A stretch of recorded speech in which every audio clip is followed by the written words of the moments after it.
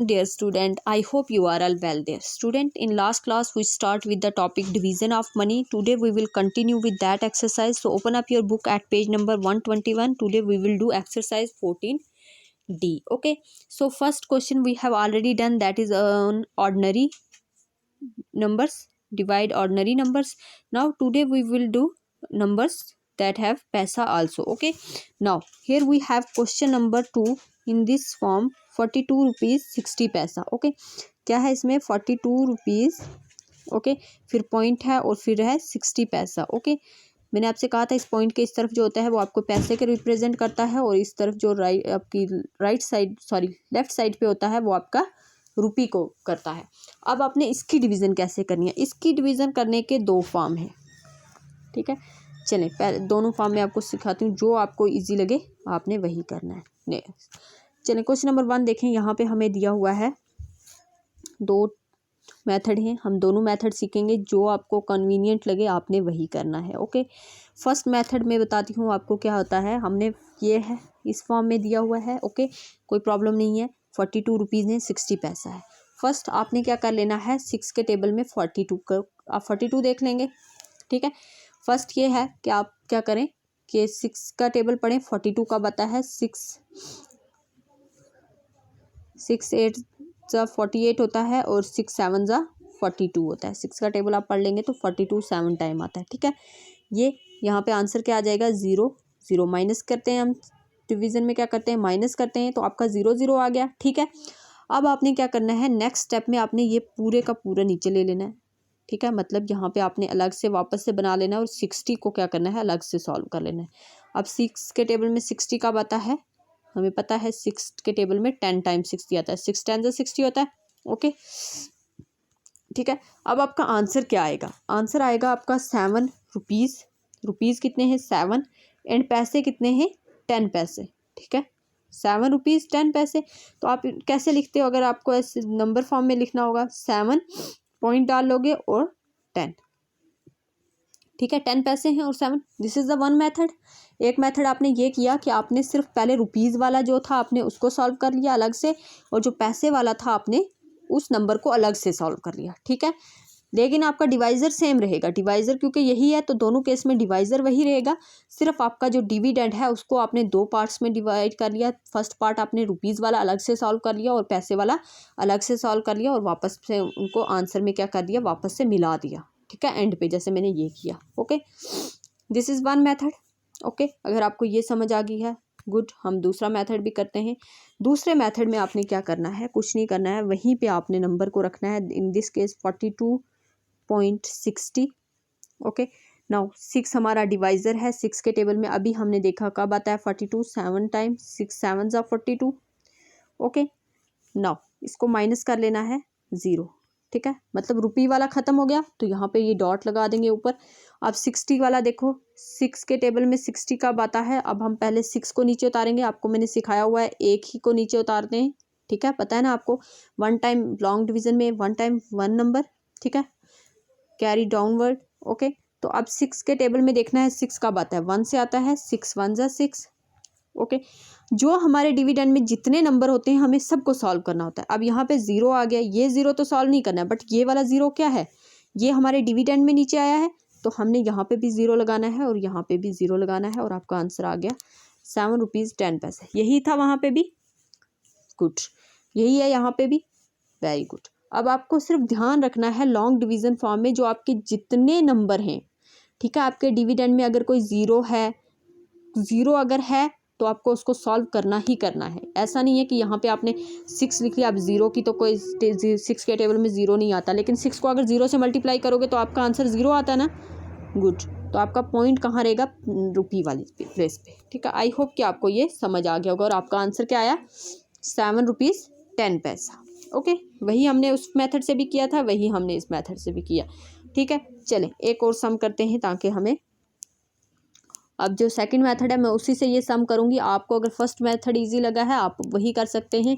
आपका ये 28 रुपीज़ 20 पैसा है. आप 20 पैसा को अलग से सॉल्व करें और 28 को अलग से. किस से सॉल्व करना है, 4 से. आपका डिवाइज़र क्या है 4, आप अपनी बुक पे देख लें. ओके, अब 4 आपका डिवाइज़र है, मीन्स आपको 4 का टेबल पढ़ना है। डिवीज़न तो ऑलरेडी हमने बहुत अच्छे से की हुई है, ठीक है।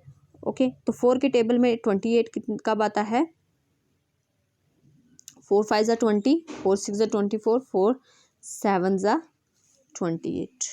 ओके, आगे 28 माइनस कर दिया 0 0, ठीक है। अब यहाँ पे ये 28 था, जो था हमारा रुपीज़ था, ये पूरा का पूरा सॉल्व हो गया। यहाँ पे पॉइंट आ जाएगा, यहाँ पे पॉइंट है तो ऊपर भी पॉइंट आ जाएगा, ठीक है। ओके, पॉइंट आ गया। अब देखें नेक्स्ट, कुछ ज़्यादा ही पॉइंट बढ़ गए, सॉरी फॉर दैट। ओके, एक पॉइंट आएगा। अब 4 के टेबल में 2 तो नहीं आता है, छोटा हो गया ना, इट मीन्स हमें पूरा 20 कंसीडर करना है। तो 4 के टेबल में 20 कब आएगा? 5 टाइम आएगा। 4 5 सा 20, मतलब ये भी सॉल्व हो गया। तो इट मीन्स क्या हुआ, हम नीचे ला के 20 को सॉल्व कर सकते हैं, ऊपर ना भी करें, सॉरी। यहाँ पे हमने इसको सॉल्व कर लिया, लाइन लगी है, यहाँ पे 20, तो यहाँ पे 0 0, ठीक है। तो आपका आंसर क्या है? 7 रुपीज़ 5 पैसा। ओके, इसी तरह नेक्स्ट देखें आप, एक मैं और कर देती हूँ, फिर लास्ट पार्ट आप खुद करेंगे। 35.05 और आपका ये क्या है? 5 रुपीज़। अब देखें 35 रुपीज़ हैं, 5 पैसा है। ओके, अब आपने 5 के टेबल में देखना है 35 कब आता है? 5 6 ज़ा 30 और 5 7 ज़ा 35 आता है। ओके, अगेन क्या आ गया? 0 आ गया। अब आपको मैंने कहा कि ये पॉइंट यहाँ पे है, आपने पॉइंट ऊपर लगा लेना है। क्यों? क्योंकि हमने रुपी वाला पार्ट हमने सॉल्व कर दिया है। रुपी वाला पार्ट सॉल्व कर दिया है तो आपने ऊपर पॉइंट लगा लेना है। अब हमने पैसे वाला पार्ट सॉल्व करना है, तो पैसे वाले पार्ट का हम पहले 0 नीचे ले आएंगे। 1 टाइम 1 डिजिट नीचे आता है, ठीक है, तो 0 नीचे आ जाएगा। अब 5 के टेबल में 0 कब आता है? 0 टाइम। 5 इंटू 0 करेंगे तो ही 0 आएगा। अब ये 0 जो है ना, अब सॉल्व हो गया। ये 0 डिविडेंड में सॉल्व करना था, ठीक है, लेकिन डिवाइड, अब ये क्या आ गया है? हमारा आंसर आ गया, माइनस करके 0 आ गया। अब सॉल्व करने की ज़रूरत नहीं है। अब इस 5 को आप नीचे ले आओ। अब 5 को सॉल्व करने की ज़रूरत है, डिविडेंड से वो आया है 5 1 ज़ा 5। ओके, तो आपको मैंने कहा कि 0 का आपने खास ध्यान रखना है। ऐसा नहीं सोचना है कि मैंने पहले भी डिवीज़न के केस में भी आपको बताया था कि 0 को आप जब डिविडेंड में लोगे तो आपने 0 को भी सॉल्व करना है, ठीक है। सिमिलर केस में मैंने आपको कहा कि आपको लॉन्ग डिवीज़न में क्या होता है, आप 1 टाइम 1 डिजिट को नीचे लेके आते हो, ठीक है। जैसे यहाँ 35 पूरा आ गया था 7 सा, तो यहाँ 0 0 आ गया, ये आंसर का 0 है। अब आपने 0 को नीचे लाना है, एक ही नंबर को, एक ही डिजिट को एक टाइम में लाना है। हम 0 के लेके आए और फिर 5 के साथ 0 को सॉल्व किया। कैसे किया? 5 को 0 से मल्टीप्लाई करो तो 0 आता है, ठीक है। डिविडेंड में जो आपके डिजिट्स हैं, जितने भी उस नंबर में आपके डिजिट्स हैं, वो सब आपको सॉल्व करने हैं। ओके, आई होप कि आपको ये मिस्टेक नहीं होगी, अदरवाइज आपका आंसर गलत आएगा, ठीक है। नाउ अब नेक्स्ट क्वेश्चन पे चले, क्वेश्चन नंबर 3 पे। Here we have question in words. Okay, 8 rupees 80 paisa divided by 4। 4 तो आपको पता चल गया आपका डिवाइज़र है। अब 8 रुपीज़ 80 पैसा मीन्स आपको क्या लिखना है? 8 रुपीज़ 80 पैसा मीन्स पॉइंट डाल के बाइफरकेट कर लेना है, अलग अलग कर लेना है। ये आपका रुपी को रिप्रेजेंट कर रहा है, या आपके पैसे को रिप्रेजेंट करना है। इतना होने के बाद आपने क्या करना है नेक्स्ट स्टेप में, ये आप नोटबुक पे करेंगे क्वेश्चन। नेक्स्ट स्टेप में आपने क्या करना है, अपना डिवाइज़र लिख लेना है। इस केस में हमारा डिवाइज़र क्या है? 4 है। यहाँ पे देखें आप, 4 है हमारा डिवाइज़र। चलो, अब हमने क्या करना है, सेम डिवीज़न मेथड वही अप्लाई करना है।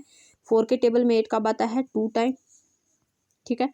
ये सॉल्व हो गया। अब हमने सिर्फ 8 को नीचे लाना है, यहाँ पॉइंट ऊपर पुट कर लेना है, क्योंकि हमारा रुपी वाला पार्ट जो है वो सॉल्व हो गया, तो इसके रुपी के साथ पॉइंट है तो वो पॉइंट ऊपर चला जाएगा, ठीक है। अब नीचे 8 लाएंगे तो 4 के टेबल में 8 कब आता है? अगेन 2 टाइम आता है। 4 2 ज़ा 8, सॉल्व हो गया 0। अब ये 0 नीचे ले आना है। इस 0 को देखें, जो आपका माइनस करके 0 आता है ना, उसको सॉल्व नहीं करना होता, लेकिन जो आपका डिविडेंड में 0 है, I am repeating again and again कि जो भी डिविडेंड में 0 है आपको उसको सॉल्व करना ही होता है। तो ये 0 नीचे है, अब आपको इसको सॉल्व करना है। मीन्स 4 के टेबल में 0 कब आएगा? 0 टाइम, तो 0। तो आंसर क्या आया आपका? 2 रुपीज़ 20 पैसा। ओके, तो तभी आपका आंसर करेक्ट आएगा जब आप जो each and every digit present in your dividend you will solve that. Okay, otherwise आपका आंसर क्या होगा? गलत हो जाएगा, ठीक है।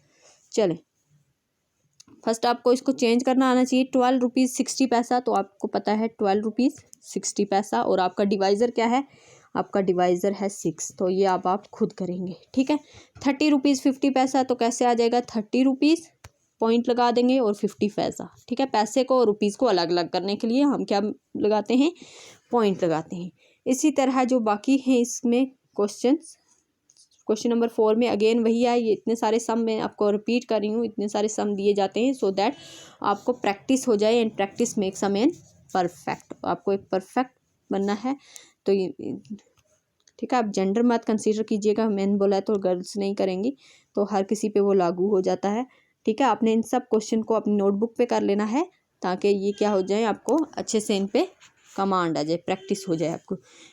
विद दिस हमारा ये जो टॉप एक्सरसाइज है 14D वो कंप्लीट हो गया है। नेक्स्ट क्लास में इंशाल्लाह हम 14E एक्सरसाइज करेंगे। तब तक आपने अच्छे से इसको प्रैक्टिस कर लेना है, और ये होमवर्क मुझे सेंड करना है, जो ये क्वेश्चन नंबर 3 और 4 है आपने नोटबुक पे करना है। That is enough for today. Thank you. अल्लाह हाफिज़।